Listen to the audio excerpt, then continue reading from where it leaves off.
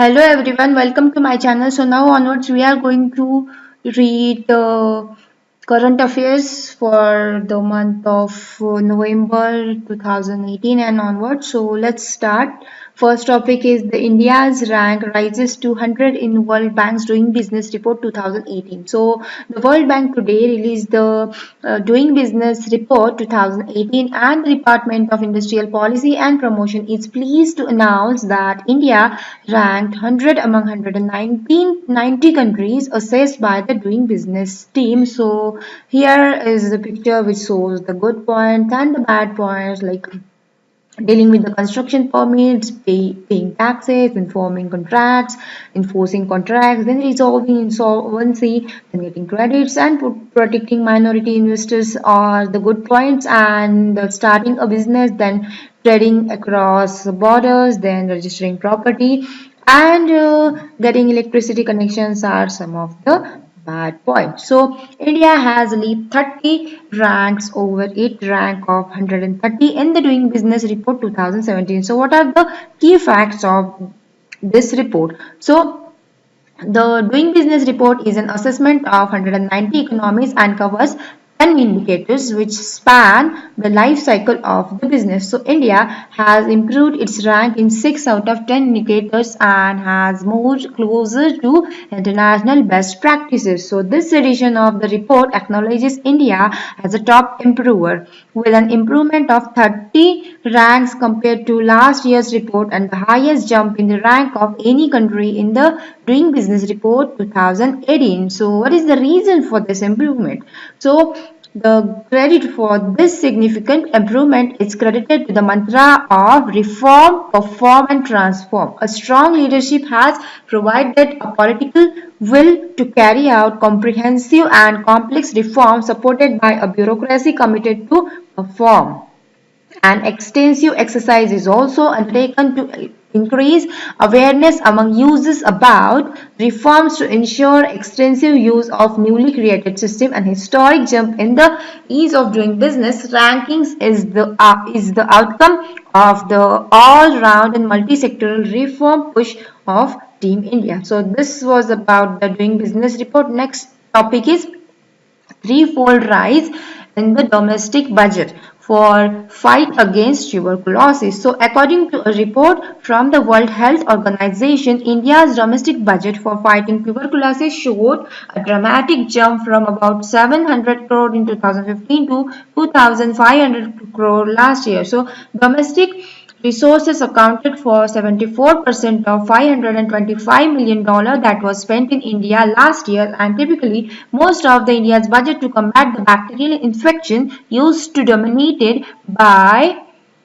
international funding, but for the first time this has flipped. So what are the key facts of the WHO report 2017 on India's tuberculosis burden? So with 1.7 million new cases in 2016, India still continues to be the largest contributor to the global burden with up to a quarter of 6.3 million new cases of TB, up from 6.1 million in 2015. So the funding source is 74% domestic funding and 26% international funding. More men above the age of 15 suffer from TB than women. So why is there increase in the budget outlay? So in 2016, India recorded a 12% dip in the number of TB deaths from the previous years though the incidence dipped marginally by 1%, and deployment of better diagnostics due to jump in the number of notified cases of drug-resistant tuberculosis, that is MDR-TB,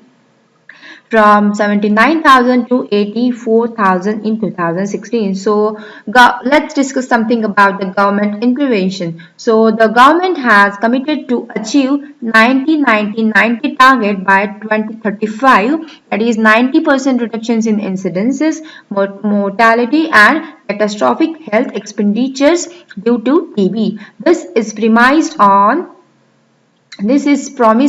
the improved diagnostics, shorter treatment courses, a better vaccine and comprehensive preventive strategies. So what are the prevailing issues? So TB is a still stigmatized and underreported top line drugs are still inadequate to treat people who suffer from the drug resistant forms of disease. So, what is this MDR TB? That is multi drug resistance TB. So, the bacteria that causes tuberculosis can develop resistance to the antimicrobial drugs used to cure the disease, and the multi resistance TB, that is MDR TB, is TB that does not respond to a least isoniazid and rifampicin. These are the two most powerful and anti-TB drugs. So this was about the TB. Now next topic is the cryptocurrencies now come under the SEBI lens. So the rising popularity of cryptocurrencies and the increasing number of the entities looking at raising funds through initial coin offerings has caught the attention of capital market regulator. So the Securities and Exchange Board of India is mulling whether an ICO, that is initial coin offering, can be regulated under existing legal framework or certain amendments would be required.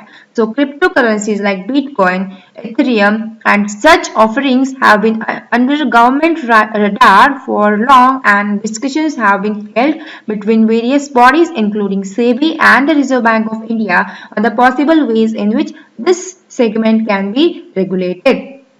Now, the central bank is of the view that these instruments are securities, and so SEBI should be regulating bodies. Now, the bitcoins are neither commodities derivative nor securities. Under Securities Contract or Regulations Act 1957. Now let's discuss something about this initial coin offering. So an ICO, that is initial coin offerings, like an equity initial public offer, is an issuance of the digital tokens that can be converted into cryptocurrencies and are mostly used to raise funds by startups, firms dealing in blockchain technology and virtual currencies like Bitcoin and Ethereum. So unlike IPO, which is governed by SEBI regulations, there is no regulatory body for ICO in India. Remember, there is no regulatory body for ICO, that is initial coin offering, in India. So what are the concerns related to the initial coin offering? So China recently banned such offering after its central bank said that ICOs are illegal public finance mechanism used for issue of securities and money laundering. So who are the players in the Bitcoin? Startups like ZipPay, Unocoin, CoinSecure, then SearchTrade, Belfrix, and BitZozo are some of the well-known players in the Bitcoin and the blockchain segment in India. Remember ZipPay, then Unocoin, CoinSecure, SearchTrade, Belfrix, and BitZozo are some of the well-known players in the Bitcoin and the blockchain segment in India. So what is this Bitcoin? Bitcoin is a worldwide cryptocurrency and digital payment system called the first decentralized digital currency, as the system works without a central repository or single administrator. So the system is peer-to-peer and transactions take place between users directly without an intermediary. So these transactions are verified by network nodes and recorded in a public distributed ledger called a blockchain. So this was about the Bitcoin, or we can say news item about the cryptocurrencies. Next, we are going to discuss some of the international issues. First is 200 die at North Korea and test site. So here is the location of the, here is the Mount Mantab, then Pangari test site. Here is the Pangait retest site. Then here you will see the location of the North Korea and the South Korea, and here is the Pangi retest site, and here is the China. So here is the this location. So material from tunnel. One is the material from tunnel, then second here they have shown that north portal, then the third is here they have told that the pallets of here are the pallets of the equipments, and here is the small group of the people. So more than 200 people are feared to have died when the tunnel caved in at North Korea's nuclear test site, triggered by its latest detonation, a Japanese news report said. So, experts have warned that the underground test could cause the mountain to collapse and leak radiations into the atmosphere. And the latest test, the sixth at the site since 2016, triggered landslides in the detonation area and beyond, according to satellite pictures. So, the blast caused a 3 magnitude earthquake according to United States Geological Survey, followed a few minutes later by another with a magnitude of 4.1. So this was about this Pangiri test site. Okay, this was something about the North Korea. Next news item is the climate change and ill health.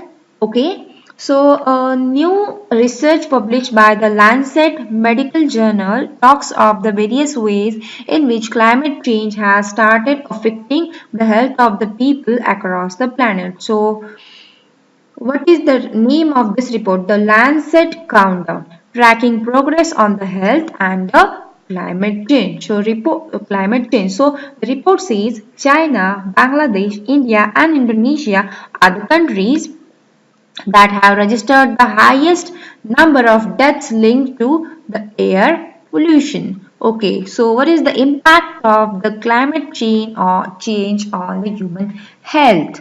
Okay, severe weather. First here you will see that rising temperature, then more extreme weather, then rising sea levels and increasing CO2 levels are the main agents. Not really agents, we can say these are the impact of the pollution, or that leads to a climate change. So severe weather, air pollution, change in the vector ecology, then increasing allergies, then water quality impact, then water and food supply impact, then environmental degradation, extreme heat. So all these are impact of the climate change on the human health. So what is the impact of it? So like heat related illness and death, cardiovascular failures, then forced migrations, civil conflicts, then mental health impacts, malnutrition, diarrheal diseases, and if you consider water and food supply impacts, then it lead to malnutrition and diarrheal diseases. Then again water quality impacts, they are going to have impact on the health of the humans, like they are going to affected by the cholera or cryptosporidiosis or campylobacter or leptospirosis or harmful algal blooms. Then increasing allergens may lead to affect respiratory tracts of the human and asthma also. Then next is the changes in the vector economy. So the malaria, then dengue, then encephalitis, hantavirus, Rift Valley fever, Lyme disease, chikungunya, West Nile virus. So all these are the effect of the change in the vectors. Then the air pollution. So air pollution is going to affect again on the human health in the form of the asthma and the cardiovascular diseases. Then the severe weather. Okay, so these severe weather conditions are going to affect the human health in the form of injuries, then fatalities, then mental health impact, and also extreme heats are going to affect the human health in the way like heat related illnesses and death and the cardiovascular failure. So all these are the effects, or we can say impact of climate change on the human health. So what are the key facts of this report? Remember, this report is the Lancet Countdown, that is tracking progress on the health and the climate change. So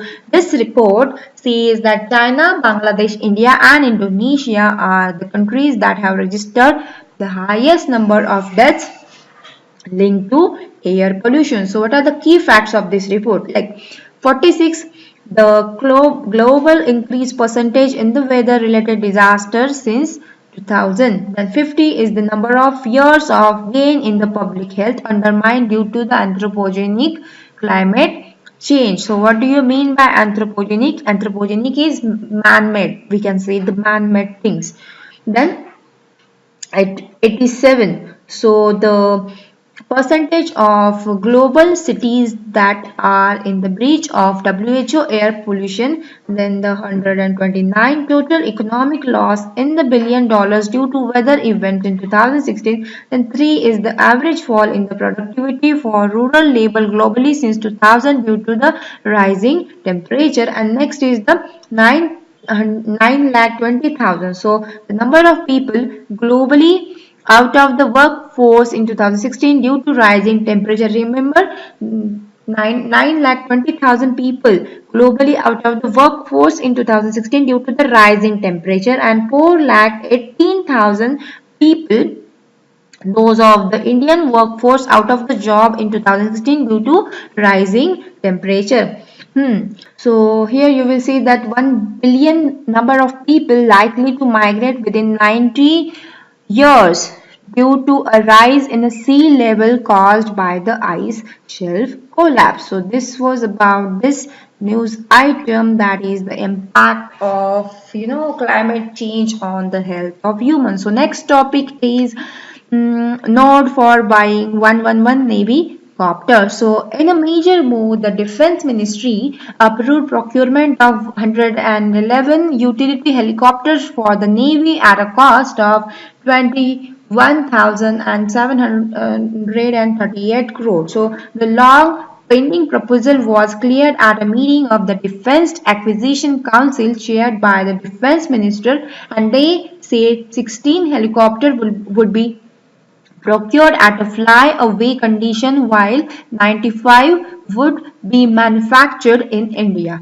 Now the procurement of the helicopters would be the first major acquisitions made under the strategic partnership model. So what is this Defense Acquisition Council? So to counter the corruption and speed up the decision making in the military procurement, the Government of India in 2001 decided to set up an integrated Defense Acquisition Council. It is headed by the Defense Minister, and the Defense Acquisition Council is responsible to give policy guidelines to acquisitions based on long-term procurement plans, and it also clears all acquisitions, which includes both imported and those produced indigenously or under a foreign license. So the objective of the Defense Acquisition Council is to ensure expeditious procurement of approved requirements of the armed forces in terms of capability sought and time frame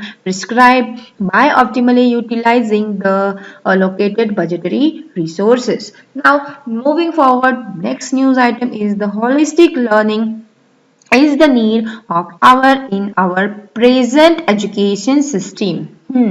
So in a unique initiative to give boost to the learning of science, technology and mathematics among the youth, especially the school students, Vidyarthi Vigyan Manthan. Remember, Vidyarthi Vigyan Manthan, a nationwide science talent search examination, will be held on 26th of November, and this program has been organized by eminent scientists and academicians associated with the Vigyan Prasar, an autonomous organization under the Department of Science and Technology and National Council of Education Research and Training, that is NCERT, of Ministry of Human Resource and Development. So what is the significance of this Vidyarthi Vigyan Manthan? Okay.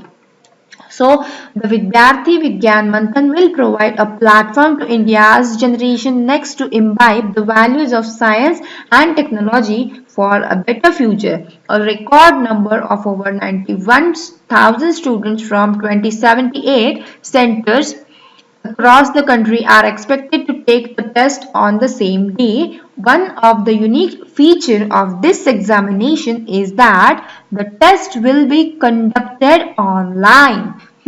So students will attend the exam through the various digital devices like mobile, tablet, laptop or desktop in line with the vision of Digital India campaign. Next is this Vigyan Bharati Vibha. So it is one of the largest science movement in country led by eminent scientists, and it is to inculcate and generate scientific temper, foster excellence in students and nurture and mentor them for their careers in pure sciences. Through the VVM, that is we just saw what was that. Yes, it is Vidyarthi Vigyan Manthan. So through Vidyarthi Vigyan Manthan program, India's generation next will be made aware about the India's rich contribution to science from ancient period to modern time. So this was about the Vidyarthi Vigyan Manthan. Okay. Now the next news item is the President of India inaugurates Global Club Food Conference. Okay, President of India inaugurates the Global Club Food Conference. So the President of India inaugurated the Global Club Food Conference being organized by the Cure India in the partnership with the Ministry of Health and Family Welfare. So the club foot is one of the most common orthopedic birth defects, and it can cause permanent disability if not treated early. Remember, club foot is one of the most common orthopedic birth defects and it can cause permanent disability if not treated early. Club foot is a birth defect where one or both feet are rotated inwards and outwards. So this affected the child's mobility and confidence, and inevitably education and schooling suffer and the child cannot fulfill his or her potential. So this was about the Global Club Foot Conference. This is organized by Cure India. Remember this. Now the facts for prelims. So Competition Commission of India, after the Competition Act 2002 came into existence, a Competition Commission of India and Competition Appellate Tribunal was established, and this commission was presided by Monopolies and Restrictive Trade Practices Commission. Okay, I am going to read it again. After the Competitions Act 2002 came into existence, a Competition Commission of India and Competition Appellate Tribunal was established. Remember, after this Act, Competition Act 2002 came into existence, the CCI, that is Competition Commission of India, and the Competition Appellate Tribunal established. So this commission was presided by the Monopolies and Restrictive Trade Practices Commission. So there was first Monopolies and Restrictive Trade Practices Commissions, but this commission was succeeded by Competition Commission of India. So what are the objectives of the Competition Commission of India? These are remove negative competitive practices, then promote sustainable market competition, then protect the rights of the consumer, then protect the freedom of the trade in Indian markets, and protect the rights of small traders from the large traders to ensure their survival, advise and give suggestions to Competition Appellate Tribunal, and run informative campaigns and create public awareness about fair competitive prices. So this was about the Competition Commission of India. What were the objectives? Objectives are to remove negative competition practices, then to promote sustainable market competition, then protect the rights of consumers, then protect the freedom of trade in the Indian markets, then protect the rights of small traders from the large traders to ensure their survival, and advise and give suggestions to Competition Appellate Tribunal, and run informative campaigns.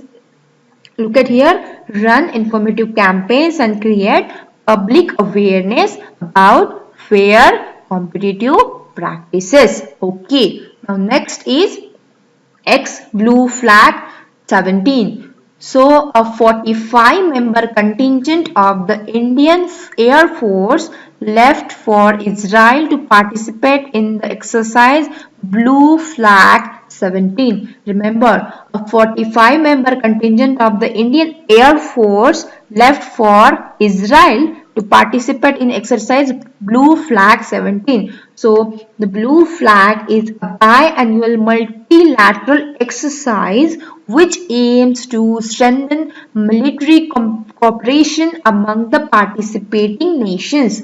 Blue Flag is a biannual multilateral exercise which aims to strengthen military cooperation amongst the participating nations. So, Indian Air Force is participating with the C-130J Special Operations aircraft along with the Garud Commandos, and the exercise would provide a platform for sharing of knowledge, combat experience, and in improving operational capability of the participating nations. So, this is the first time the Indian Air Force is operating with Israeli Air Force in a multilateral exercise setting. Okay, so this was about the X Blue Flag 17. Now next is 7th Asia Ministerial Energy Roundtable in Bangkok, Thailand. 7th Asia Ministerial Energy Roundtable in Bangkok, Thailand. So India